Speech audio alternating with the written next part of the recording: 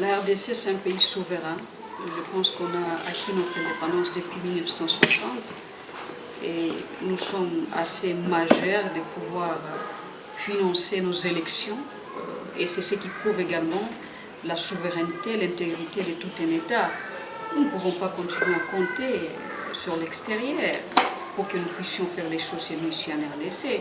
C'est pour cela que les gens se moquent de nous, c'est pour cela que nous voyons n'importe qui lever ses doigts pour pointer sur la RDC au moment qu'ils n'ont même pas ses droits au niveau international. Donc c'est avec cet esprit patriotique que nous sommes en train de défendre notre souveraineté pour protéger les acquis de l'indépendance. La RDC n'est plus une colonie et nous ne pouvons pas accepter à ce que les choses soient faites conformément à ce que l'extérieur veut, sans pour autant aussi canaliser ou essayer de mettre en avant leurs intérêts avant toute chose des Congolais. Ces élections sont faites pour les Congolais. Ces élections ne sont pas les élections de la communauté internationale.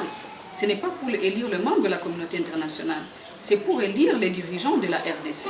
Et c'est dans ce cadre-là que les Congolais ont la responsabilité et les droits de pouvoir s'approprier ces élections à 100%. Nous n'avons pas refusé la communauté internationale, mais ceux qui décident de s'exclure ou déjà d'avoir des décisions au préalable conformément à ces élections, moi je pense que nous ne pouvons que faire avec ceux qui pensent qu'ils doivent faire justice à la République du Congo. Nous sommes membres de l'Union africaine, nous sommes membres de la SADC, nous sommes membres de plusieurs organisations régionales et internationales. Donc il y aura les observateurs qui viendront observer les élections. Et déjà, il y a plusieurs observateurs qui ont déjà confirmé. Et les autres, s'ils veulent respecter la souveraineté de notre pays, ils peuvent venir, les portes sont grandement ouvertes, mais à condition qu'ils respectent également ce que nous sommes et qu'ils respectent l'engagement du gouvernement et des autorités congolaises. Mais néanmoins, en ce moment où je suis en train de vous parler, nous travaillons aussi sur la question des observateurs internationaux. D'ici là, ils vont commencer à venir dans notre pays. Et ils sont nombreux, ils sont nombreux. La SADC s'est appropriée ces élections et d'autres organisations régionales, y compris l'Union africaine. Nous sommes membres de l'Union africaine et nous sommes contents que ce soit les Africains qui viennent ici observer les élections. J'aimerais que ce soit les Africains qui sont déployés dans les différentes provinces de la RDC pour comprendre la réalité. Donc il n'est pas question ici pour nous de continuer à se plier devant ceux qui pensent que sans eux, la RDC ne peut pas aller de l'avant. Donc désolé, c'est vraiment une situation un tout petit peu malheureuse, à mon humble avis, parce que la communauté internationale a la responsabilité de rendre justice à la République du Congo.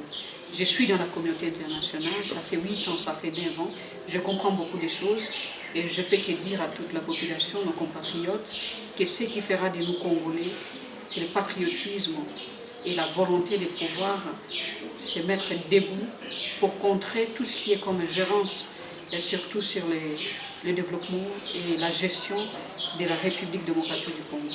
Nous respectons nos anciennes colonies, nous respectons nos colonisateurs, mais écoutez, un bébé peut naître, mais à un moment donné, il devient majeur. Et s'il devient majeur, il peut manger de lui-même, il peut faire tout ce qu'il veut lui-même. Vous ne pouvez pas dicter à un enfant tout ce qu'il doit faire, même quand il s'agit de l'époque où il doit se marier et quitter la maison pour aller faire sa famille. Donc l'enfant devient majeur, il quitte sa famille, il va faire sa famille, il aura ses enfants et il deviendra chef de la maison. Et il prendra des décisions sans pour autant que le papa et la maman puissent venir décider et lui dire que non, voilà, je pense que dans ta maison tu vas faire ça et tu vas faire ça. Donc il y a d'autres choses que nous pouvons reprocher au président Kabila, mais sur ce point-là, nous sommes avec lui et nous assumons cela parce que nous devons protéger la souveraineté de notre pays. Nous pouvons avoir des différences, nous pouvons avoir des points de divergence sur certaines questions, mais sur la question de la souveraineté du pays, il n'y a pas de négociation sur ça. Et s'il faut se sacrifier, nous irons jusqu'au sacrifice suprême.